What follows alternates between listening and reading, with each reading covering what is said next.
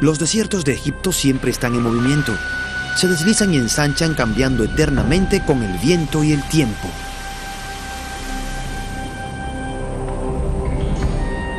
Elevándose de las rocas del desierto están las marcas del hombre. Los restos de sus herramientas subsisten, pero el intelecto que concibió estas maravillas está cubierto por el misterio. Nuevas investigaciones dan luces sobre una de las preguntas más persistentes sobre la antigüedad y su sabiduría. Siempre he estado fascinado por las civilizaciones antiguas, y se debe sobre todo a los grandes monumentos que los antiguos dejaron atrás. Pero mientras más estudio estos monumentos y más aprendo sobre ellos, más vuelve mi mente a las mismas simples pero desconcertantes preguntas. ¿Cuál fue la ciencia? ¿Cuál fue la tecnología que hizo posible estos monumentos? ¿De dónde provino y cuáles fueron sus legados? Sabiduría y antigüedad. Los egipcios.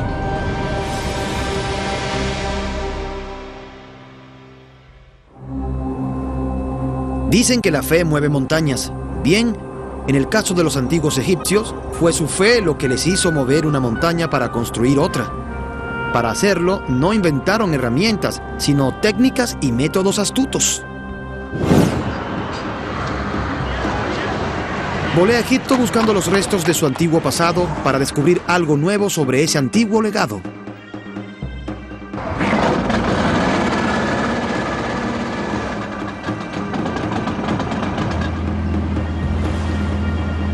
Navegar por el legendario Nilo fue como regresar en el tiempo y entrar en un antiguo laberinto de misterio que nos lleva a ejemplos tangibles del conocimiento y lucidez de los antiguos.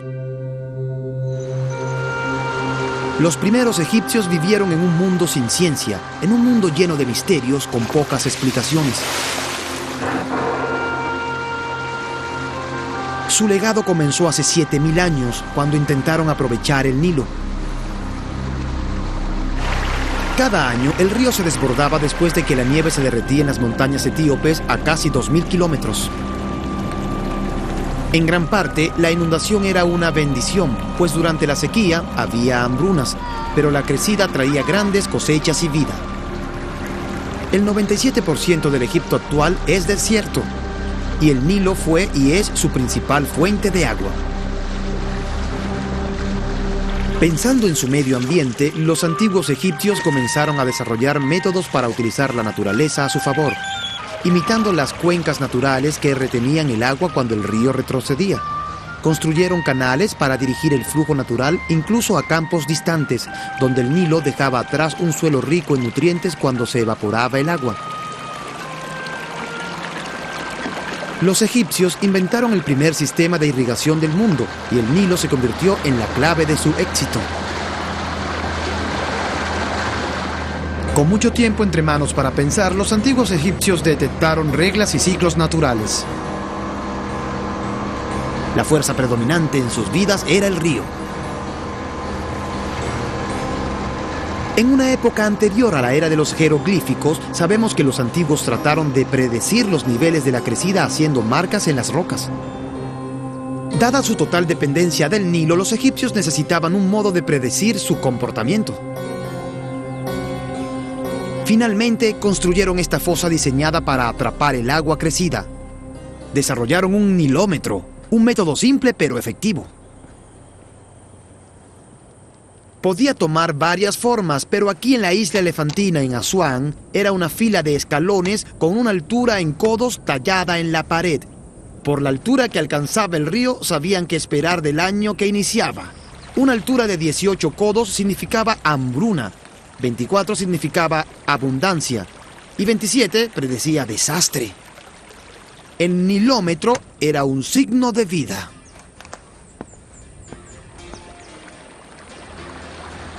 Siguiendo los ciclos de la naturaleza, dividieron formalmente su año en 3 estaciones.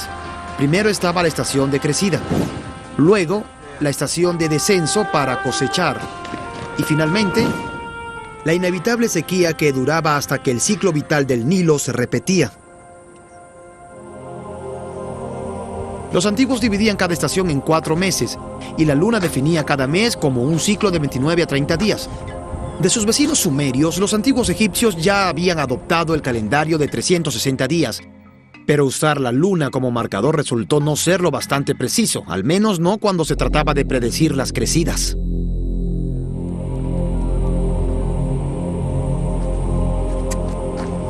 Finalmente buscaron otra solución, una que tendría consecuencias más importantes. Paso a paso intentaron hallar modos de ordenar su mundo, y mientras descubrían las reglas y ciclos del cielo nocturno, los egipcios notaron una estrella particular, Sirio o Septet, como la llamaban.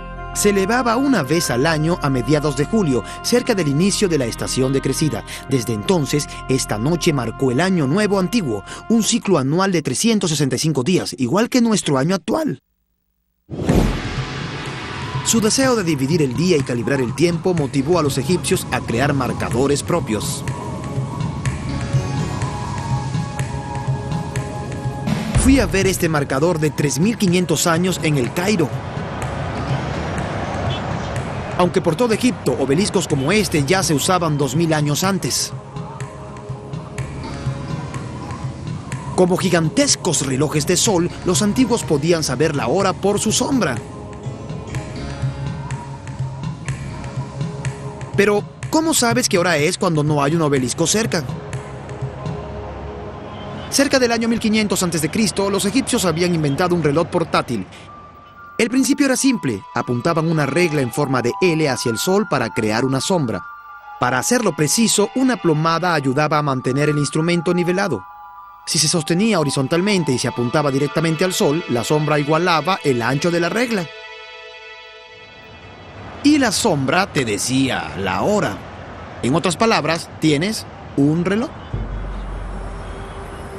Por primera vez en la historia, los antiguos egipcios dividieron formalmente el día, aunque no fue en horas, sino en 24 partes, como lo hacemos hoy. Mientras obtenían más conocimientos sobre las reglas y ciclos naturales, quedaba un misterio por resolver. El sol moría en la noche para renacer al día siguiente. El Nilo crecía cada año y sus aguas traían la vida, pero cuando las aguas retrocedían, le seguía la muerte. Por este ciclo natural, los antiguos debieron concluir que había más en la vida de la que era evidente. Había dos caras en la moneda: de este lado, la vida; del otro, el más allá. Pero había una trampa. Igual que necesitabas un cuerpo para esta vida, también lo necesitabas para la otra, preferiblemente el tuyo propio e intacto. Y esto tendría consecuencias. En los primeros días, los egipcios enterraban a sus muertos en la tierra envueltos en lino, bajo las cambiantes arenas del desierto. Pero las tormentas de arena devastaban regularmente sus tumbas y esparcían los restos de sus ancestros por todo el suelo del desierto, destruyendo los cuerpos que necesitaban desesperadamente, ya que sin un cuerpo intacto creían que no habría otra vida. Así que comenzaron a buscar otros métodos y a cavar más profundo en las rocas del desierto, creando lugares de descanso más seguros. Eso, claro, para los que podían costearlos. La construcción de tumbas seguía un diseño básico. Excavaban un foso con una o más cámaras en el fondo. Una vez que el difunto era colocado dentro, el foso era sellado con arena o piedras pesadas y se cubría la entrada con ladrillos de lodo. Esta es una de las tumbas de ladrillos más antiguas que existe. Y aunque esta es grande, tenían varios tamaños y formas. Bien fuesen cuadradas o hexagonales, las cubiertas expresaban la idea egipcia del primitivo montículo de tierra del cual había emergido toda la vida y del cual resucitarían los muertos. Cuando la longevidad cobró importancia, reemplazaron los ladrillos de lodo. Para los entierros reales, los antiguos ahora usaban piedras. Aún tenían forma de ladrillos, pero eran más duraderas. Con la piedra, los egipcios construyeron algunas de las superestructuras más antiguas de la historia humana. Estas son mastabas, tumbas planas rectangulares, un término árabe para banco de piedra. Las mastabas se convirtieron en símbolos de estatus. Aquí en Giza noté que con el tiempo los bloques de piedra se hicieron más grandes y las tumbas más elaboradas.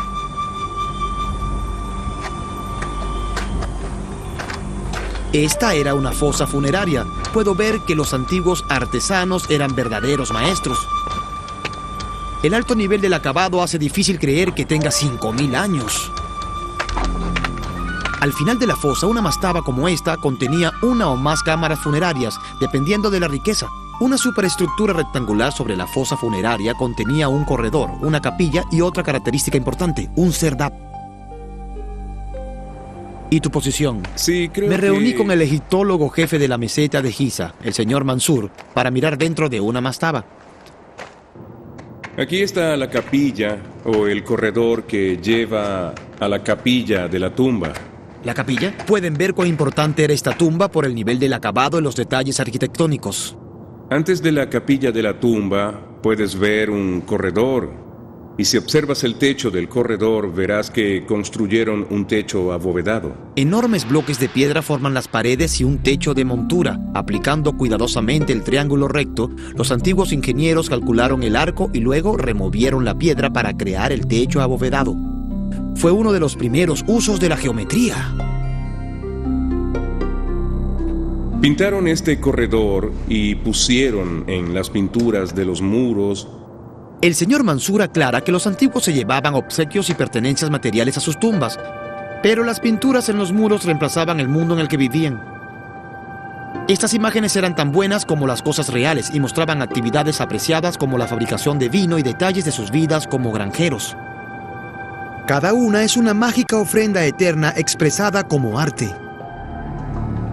En una tumba adyacente hay una poderosa presencia, la puerta del alma y su estatua residente. Además del alma, los egipcios creían que una persona estaba formada por el cuerpo, la personalidad, la inmortalidad y el nombre.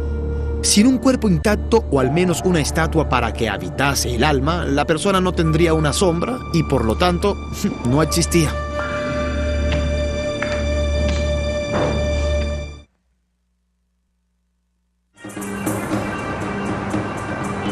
El Cairo moderno es el hogar del 30% de la población egipcia. Como en tiempos antiguos, la vida aún gira alrededor del Nilo. Y la agricultura aún es una parte central de ella.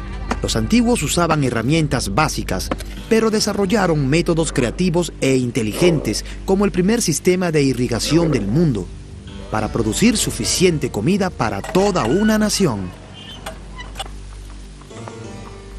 Pero los egipcios capitalizaron otro don del Nilo, uno que ha dejado su marca permanente en la historia mundial, el papiro. Los egipcios inventaron uno de los primeros medios de registro portátiles del mundo antiguo. Para hacer una hoja de papiro, cortaban la médula interna del tallo en franjas.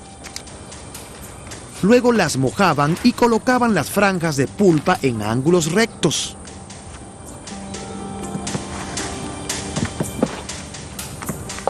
Golpeaban para iniciar el proceso de fusión de la fibra.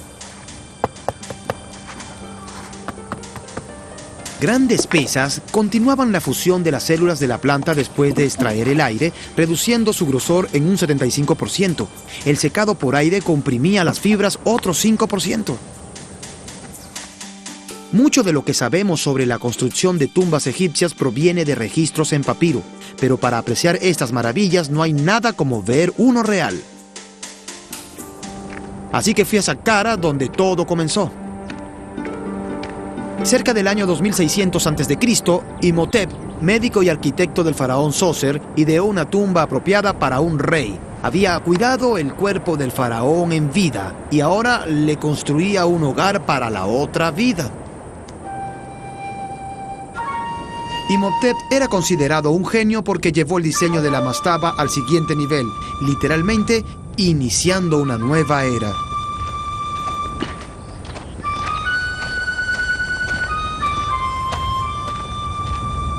Imhotep comenzó con una mastaba que expandió en 2 lados y construyó desde cero una pirámide de 4 escalones a su alrededor. Mientras lo hacía, superpuso otra construcción aún más grande sobre la primera, hasta que había creado una tumba con 6 escalones que se elevaba a 60 metros de altura. Conectó las cámaras subterráneas con un laberinto de 5.6 kilómetros de fosos y túneles. Es realmente increíble si lo piensan. No tenemos registro de lo que pasaba por la mente de Imhotep, pero su innovador diseño habla por sí mismo. ¿Había creado una imagen de los rayos del sol o era una escalera que llevaba el alma de Zoser hacia el cielo, a su otra vida? La pirámide escalonada de Imhotep asombró al mundo antiguo y la tumba de Zoser se convirtió en la primera pirámide de Egipto.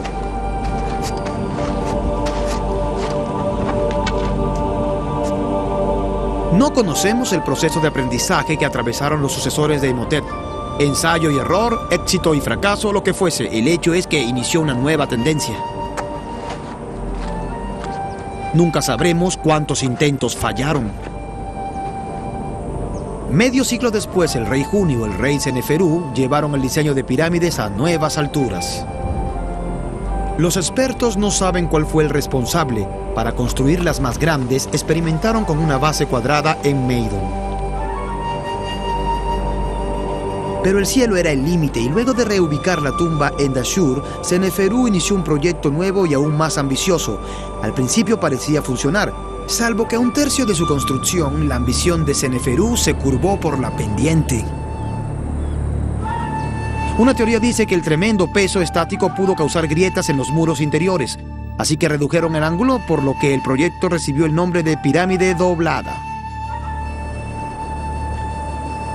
Los expertos creen que fue por esta imperfección que Seneferú ordenó una nueva pirámide. Vaya ambición y determinación. Para la pirámide roja copiaron la base cuadrada y el nuevo ángulo de la pirámide doblada para obtener mejores proporciones. Puede parecer ensayo y error, pero con el tiempo aprendieron a calcular cuidadosamente sus construcciones. El papiro Rin data del año 1650 a.C., aunque es una copia de un documento anterior. Puede que sea aún más antiguo, pues la era de la construcción de pirámides terminó cerca de 150 años antes. Es un rollo de 4.5 metros de largo. Esta parte muestra que los antiguos idearon una fórmula para calcular las proporciones perfectas de una pirámide y que poseían una comprensión básica de los principios subyacentes del teorema de Pitágoras 1000 años antes de que éste naciera. Lo que había creado Seneferú fue la primera pirámide real, 4 triángulos iguales sobre una base cuadrada. Pero yo deseaba ver cómo habían resuelto el problema del peso en el interior.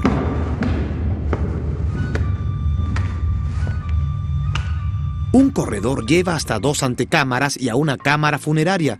Están ubicadas en el centro, a unos 27 metros bajo la entrada. Dado el tamaño y peso de estos bloques, la precisión con la que los egipcios los colocaron es realmente impresionante.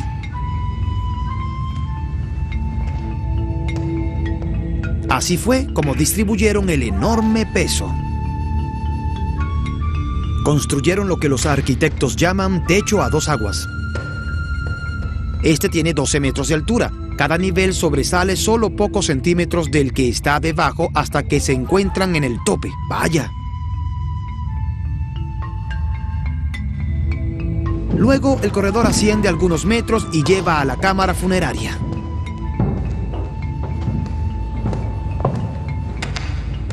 Aquí en medio de la pirámide tenemos millones de kilogramos de roca por todas partes. Es como estar enterrado vivo.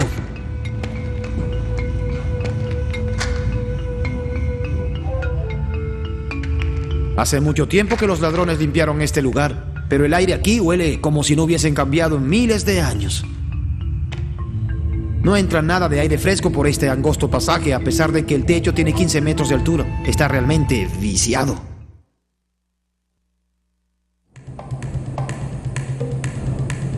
Puede que conozcan las expresiones, si puedes soñarlo, puedes hacerlo, y solo el cielo es el límite.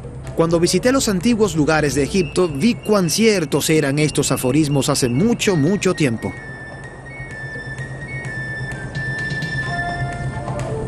Los antiguos egipcios crearon algunas de las estructuras más perdurables de la historia humana. Especialmente una vez que dominaron los 6 aspectos principales de la construcción, que son consistentes en todas las cerca de 80 pirámides que construyeron. El primer principio es la base cuadrada. Para obtener un cuadrado perfecto, marcaban las 4 esquinas de la pirámide, lo que probablemente hacían con cuerdas. La precisión es importante, pues si los lados no son exactamente parejos, tendrás problemas más arriba. En una segunda fase construían un crudo núcleo escalonado, como aquí en Giza, en las afueras del Cairo, donde es posible ver las varias capas. Mucho de lo que permanece hoy es este núcleo.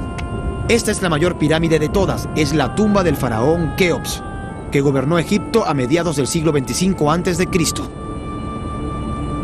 Elevándose más de 150 metros sobre el suelo del desierto, este fue el edificio más alto del mundo por casi 5.000 años. Nadie sabe exactamente cuáles fueron sus técnicas, pues con el tiempo las pistas de los métodos de su construcción se han borrado, generando nuevas teorías eternamente. La tercera característica es la ubicación y orientación de la pirámide. Desde el rey Seneferú, todas las pirámides miraban de este a oeste, igualando la vida y muerte del rey a la salida y puesta del sol. Orientar la pirámide en la dirección correcta parece no haber sido un problema para los antiguos, pues el error medio en la mayoría de las pirámides es de menos de 1 grado. Seleccionar la ubicación también incluía el aspecto de tener suficiente material de construcción. Para la base y el núcleo interno usaban tantos bloques de piedra caliza de un sitio cercano como fuese posible. Los expertos han hecho los cálculos. Una pirámide como esta requería de casi 2,5 millones de bloques de piedra, casi una montaña.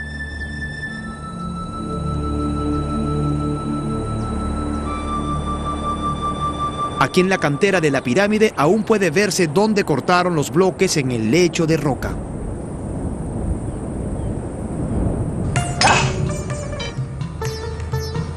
Aún hoy extraer piedra es un trabajo duro que requiere de mucha fuerza, tanto humana como mecánica. La comparación entre nuestros equipos modernos y sus técnicas hace que sus logros sean más sorprendentes. En una antigua cantera en Asuán, en el sur de Egipto, logré entender su determinación.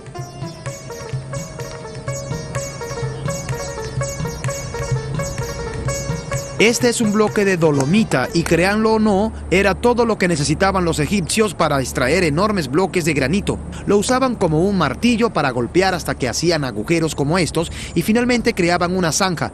El trabajo debió ser extremadamente tedioso, pero era muy efectivo.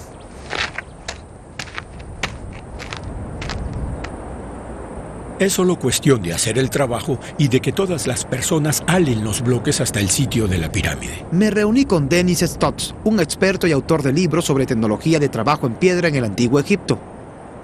Se trata de un patrón de cuadrícula para aislar los bloques, listos para ser extraídos y puestos en la pirámide. Me explicó cómo movieron estos bloques para construir el núcleo de la pirámide. Por los diferentes tamaños, probablemente usaban varios métodos. En algunos casos seguramente arrastraron los bloques, mientras que en otros usaron trineos y varas de madera. Probablemente colocaban los bloques grandes con simples palancas de madera.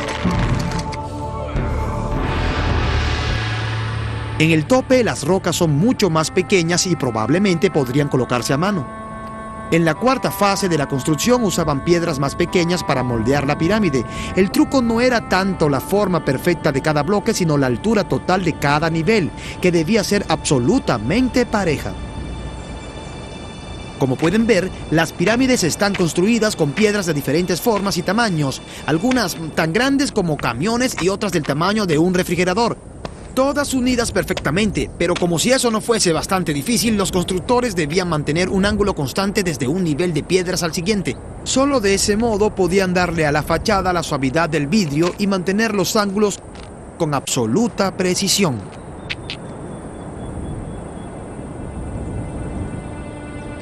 El quinto aspecto de la construcción de pirámides era el ángulo correcto, la inclinación y su proporción con la base cuadrada. Esto era crucial en términos de durabilidad. Finalmente estaban los brillantes y suaves bloques de piedra caliza. En muchos casos fueron arrancados cuando las propias pirámides se convirtieron en canteras. La punta en la tumba de Kefren, el hijo de Keops, es un remanente de eso. Sé que Dennis ha investigado sobre los bloques de la cubierta. Me reuní con él en la villa de los faraones en Giza, donde estableció un taller para demostrar las antiguas técnicas de trabajo. Cuando llegué, Dennis estaba colocando un bloque de piedra caliza. Muy bien, gracias. Las herramientas que preparó eran sorprendentemente simples. Sentí curiosidad por ver cómo las usaban. Jack, dale un vistazo a esto de aquí. ¿Qué tenemos aquí, Dennis? Bien, este bloque de piedra es similar al tipo que usaron en la pirámide, particularmente para la cubierta. ¿Cómo hacían el bloque lo bastante suave para servir como cubierta? Bien, para comenzar a suavizarlo, usaríamos una herramienta como esta. Es un cincel de cobre, y el cobre proviene del mineral de cobre que proviene del Sinaí. ¿Lo ves? Dennis me dijo que los antiguos usaban 3 materiales naturales: mineral de cobre, pedernal y arena. Con el mineral de cobre hacían cinceles, hachas, mechas y taladros. Siempre pensé que el cobre era un metal muy suave. ¿Cómo puedes cortar piedras con cobre? El secreto de esto es que se martilla en frío, no como un moderno cincel de acero. Y eso endurece el filo si se deja enfriar naturalmente. Bien, y luego puedes cortar la piedra. Sí, es muy simple hacerlo.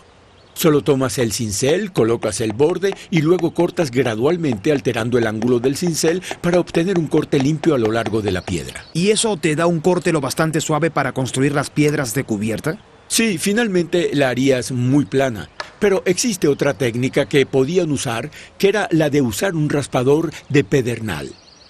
Tiene un borde afilado aquí y puede usarse así. Solo lo pones en ángulo en la piedra y raspas gradualmente los puntos sobresalientes. Así.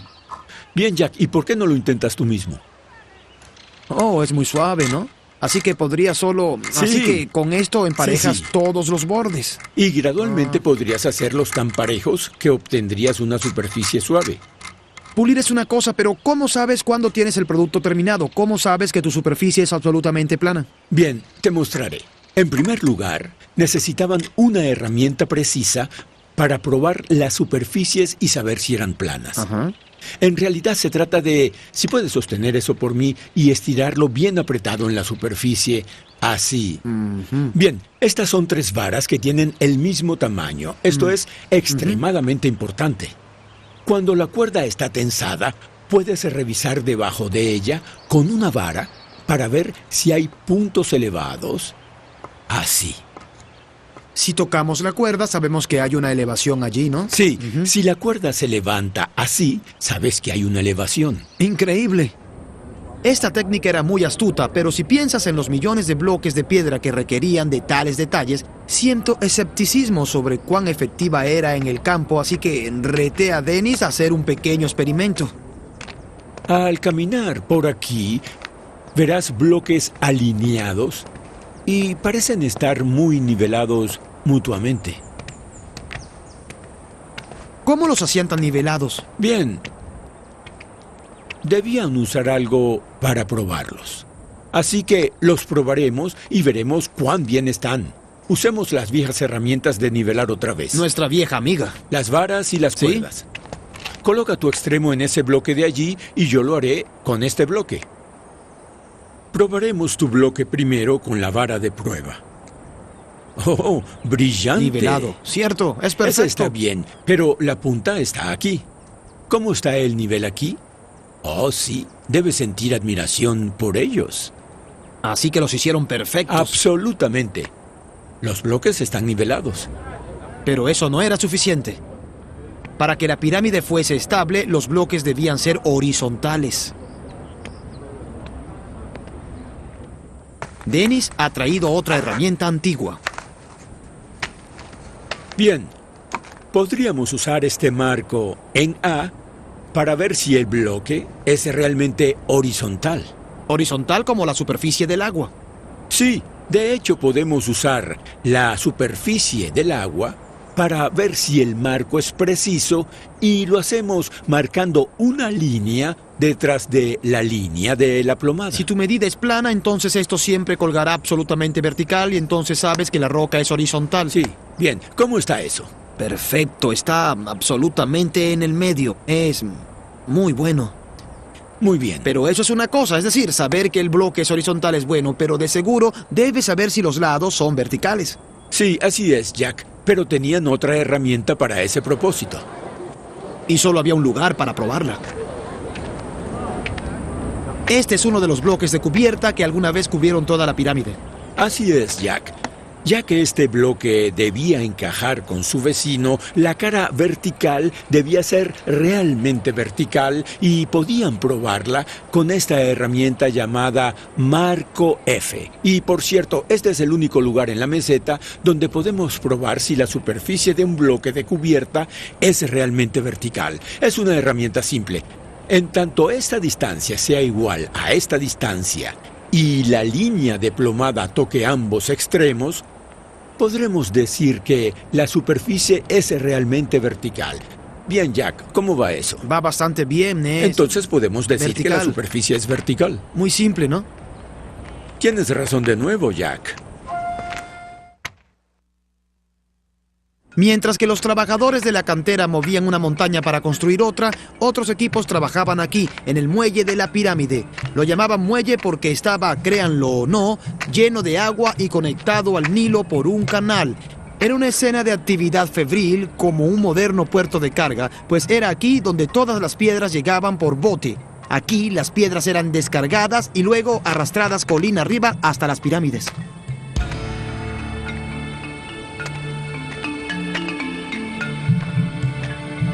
Los antiguos sabían que el ángulo de las rampas era crucial. Entre 6 y 7 grados era perfecto para vencer la gravedad.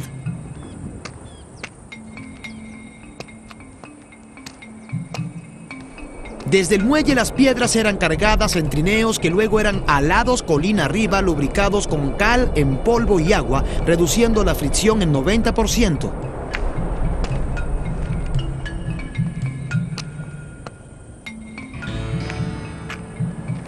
No querrías arrastrar una roca por esta colina.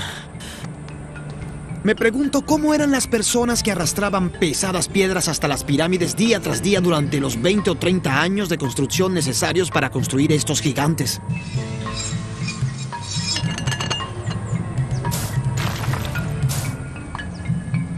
Así que fui al pie de la meseta de Giza, donde una tumba está siendo excavada. Es el lugar de descanso de los que trabajaban en las pirámides cercanas. Las tumbas nos dan una idea del estilo de vida de los trabajadores y de la importancia social y económica que la construcción de pirámides tuvo para la nación. Doctor Hawass, ¿qué nos dice la tumba? De hecho, es la primera vez que sabemos algo de la vida de los trabajadores que construyeron las pirámides. Antes de eso, sabíamos mucho sobre los nobles, los oficiales, los reyes y las reinas, pero nada sobre las personas comunes que representaban el 80% de la nación de esa El época. doctor Zahi Hawass, secretario general de Antigüedades, se reunió conmigo para compartir los últimos descubrimientos. ¿Cómo fue que los egipcios lograron hacer que tantas personas trabajasen en una empresa tan colosal? ¿Era un sistema de trabajo forzado o coerción o un sistema de cooperación? Debes entender algo importante. Es que la pirámide era el proyecto nacional de toda la nación, de todo el país.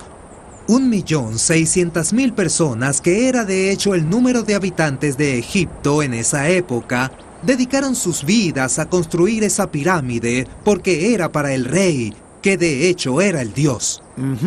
Así que no era un ejército de esclavos. No, creemos que el número aproximado de trabajadores era solo de 10.000. Tal vez un tercio hayan sido de hecho trabajadores que trabajaban para el rey permanentemente. Y el resto serían jóvenes los cuales venían con el apoyo de las familias del Delta y del Alto Egipto. Al contrario de lo que se asume, surgen evidencias de que la fuerza laboral básica, el músculo en la construcción de las pirámides, no eran esclavos sino granjeros devotos. Toda familia debía poner su parte, igual que hoy. Si vas a cualquier aldea en el Alto Egipto o el Bajo Egipto, lo hacen igual que en el tiempo en que construían la pirámide. Si intentas construir tu casa, hallarás que cada día, cada familia de la aldea te trae comida. Construir la pirámide fue algo similar. ¿Qué hay del Nilo y de la crecida que ocurría anualmente? ¿Afectaba eso el trabajo en las pirámides? Así es, pero ayudaba a trabajar en la pirámide, pues cuando la crecida cubría por completo Egipto, no había trabajo para nadie. Lo que ha descrito aquí es realmente una ciudad pequeña. 10.000 personas son muchas. ¿Cómo organizaron todo eso?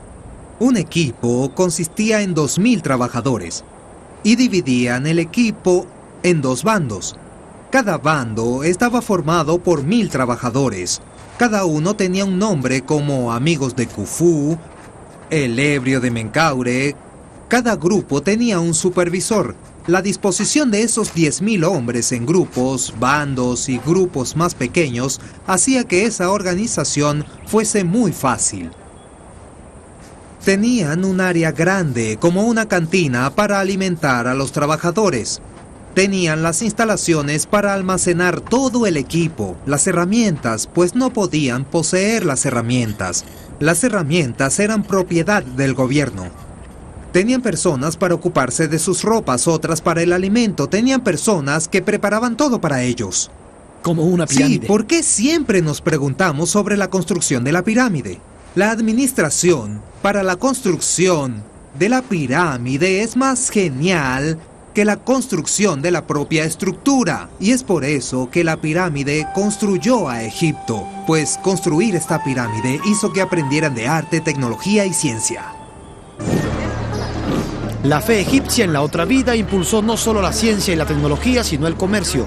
Igual que en el Cairo moderno, las aldeas de trabajadores requerían enormes cantidades de suministros diariamente.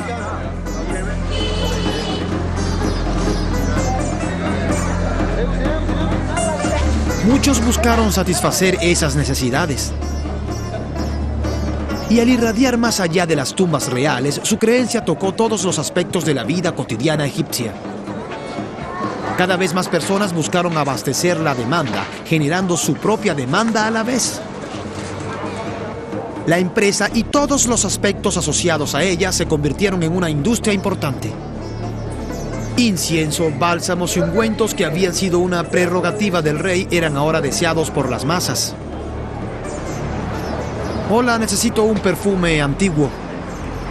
Esto es Ramsés. Es más fuerte en la piel. ¿Desea algo más fuerte o menos o...? ¿Este? Es flor de loto. Oh, es muy fuerte, es una flor muy fuerte. Bien.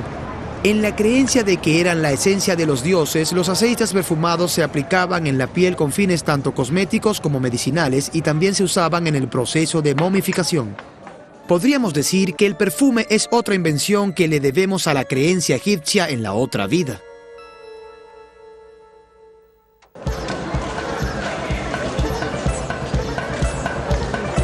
También crearon una de las fascinaciones más perdurables del mundo. En el Museo del Cairo vi parte de los asombrosos resultados del antiguo arte y ciencia del enterrador. Aunque son impactantes por su lúgubre realidad, las momias proveen un registro invaluable de las creencias, la ciencia y las vidas de los antiguos egipcios. 1,80 m de altura, 90 años, padre de 100 hijos durante un reino de 70 años, el legendario Ramsés II superó a todos los gobernantes egipcios. El proceso de momificación en la época de la reina Nijimet incluía la colocación de natrón, una sal natural en paquetes bajo la piel y en los orificios corporales. Cuando ella fue encontrada y transferida Nilo arriba hasta el Cairo, el natrón que había deshidratado su cuerpo absorbió la humedad del río, haciendo que su piel seca estallara. La momia del rey Sekenenre nos habla de un mundo violento del que salió por una herida en la cabeza sufrida en batalla. Amenhotep I, su nieto, descansa en el sudario adornado con guirnaldas de flores. Igual que hoy, las flores eran una muestra de amor. Las momias nos dicen que los egipcios se habían roto huesos, realizado amputaciones y, como muchos de nosotros, habían sufrido de artritis. Estos mensajeros silenciosos son testigos de la maestría tecnológica y de un conocimiento asombroso.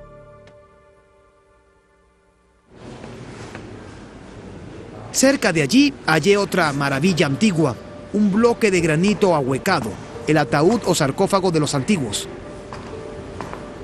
La superficie es asombrosamente suave. Astutamente cortaron la tapa del mismo bloque. Una asombrosa obra de artesanía experta y precisión que te hace maravillar. El árido ambiente del desierto inspiró a los antiguos egipcios a crear imágenes coloridas, fuesen para esta vida o la siguiente.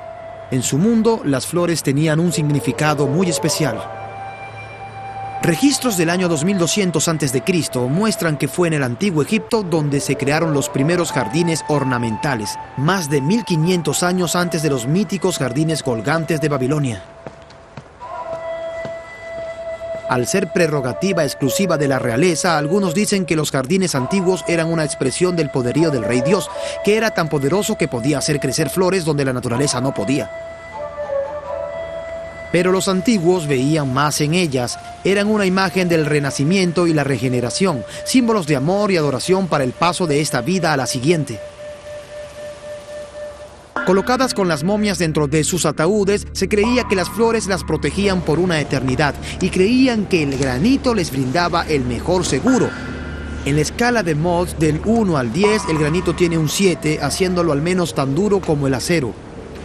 El cómo fueron capaces de ahuecar un trozo de roca tan dura es una pregunta para el experto en tecnología antigua Dennis Stokes. Una de las cosas más difíciles que debían hacer los egipcios, un proceso muy misterioso, era crear agujeros en la roca sólida. De cualquier modo, así es como lo hacían. En primer lugar, tenían un tubo de cobre que tenía un mango de madera dentro de él a medias, así que hay espacio debajo en el tubo. Luego, podían poner el tubo en posición y el agente cortante es solo arena común del desierto. Así que solo viertes arena allí dentro para que el cobre tenga un borde afilado para cortar. Sí. Aquí tenemos un arco largo con una soga atada a la que se le ha dado un doble giro alrededor del mango. Ahora solo hay un componente que colocar. ¿Podemos colocar la piedra superior? Bien, esto es solo para poner en posición el mango y rotarlo. Rotarlo mientras el fondo rota en el hoyo. ¿Podrías sujetar esto? Esto es lo que mantiene todo solo esto en su sujeta eso y no lugar. lo presiones. Mientras los dos operadores giraban la parrilla, la arena lenta pero firmemente cortaba su camino a través de la piedra. Y el único factor limitante es nuestra fuerza y la longitud del tubo de cobre.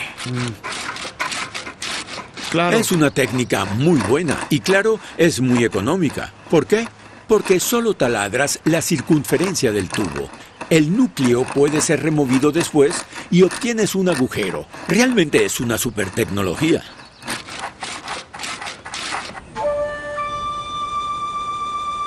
Con herramientas básicas pero con una aplicación maestra, los antiguos egipcios crearon maravillas mundiales.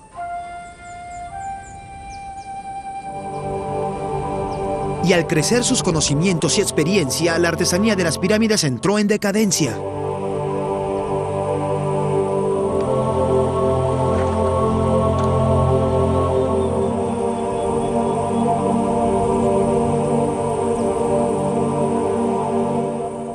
Al expandirse y diversificarse las industrias, emergieron clases sociales que ya no dependían de la familia real.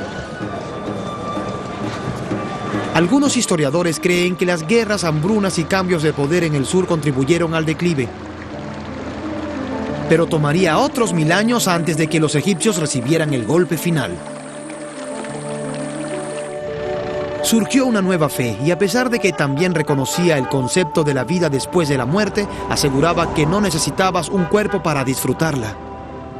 La cristiandad se esparció por Egipto seguida por otras religiones, borrando una tradición de más de 3000 años en solo algunos siglos, eclipsando una cultura y un estilo de vida que había sido moldeado por las pirámides. En su búsqueda de vida eterna dejaron atrás el legado de la geometría básica, la ciencia rudimentaria y las tecnologías iniciales que prepararon el terreno para el crecimiento intelectual en otras partes. Cuando pensamos en las culturas intelectual y científicamente avanzadas del mundo antiguo occidental, tendemos a concentrarnos en Grecia y Roma. Pero esas culturas lograron su grandeza gracias en parte a lo que los antiguos egipcios sabían. Su conocimiento no permaneció atrapado en las arenas de este desierto, sino que alcanzó el amplio mundo más allá de las costas del Nilo, desde donde finalmente nos llegó a nosotros, recordándonos a la luz de nuestros propios logros en ciencia y tecnología que nos paramos asombrados en los hombros de gigantes conocidos como los egipcios.